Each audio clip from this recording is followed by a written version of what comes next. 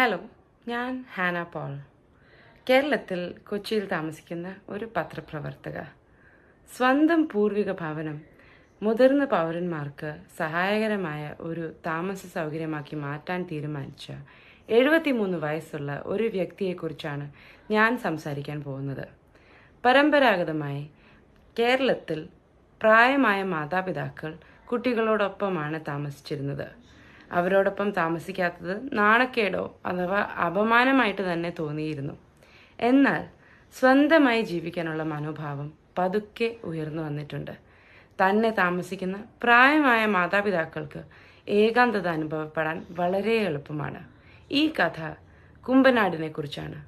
അവിടെ നിരവധി വീടുകൾ ആളില്ലാതെ, അനക്കമില്ലാതെ, കുട്ടികളില്ലാതെ ഉപേക്ഷിച്ച് മറന്നു കിടക്കുന്നുണ്ട്. അവിടെ ഒരു സഹായകരമായ താമസ സൗകര്യം ആരംഭിക്കാൻ സ്വപ്നം കാണുന്ന ഒരു വൃദ്ധൻ പ്രായമായവരുടെ ഒരു സമൂഹം സൃഷ്ടിക്കുന്നതിനും മനോഹരമായ വാർദ്ധക്യത്തിലേക്ക് നയിക്കുന്നതിനും വാർദ്ധക്യത്തിൽ സ്വന്തം ഏകാന്തതയുടെ വേദന ലഘൂകരിക്കുന്നതിനുമായി മെന്റാലിറ്റിയിൽ ഈ കഥ വായിക്കുക.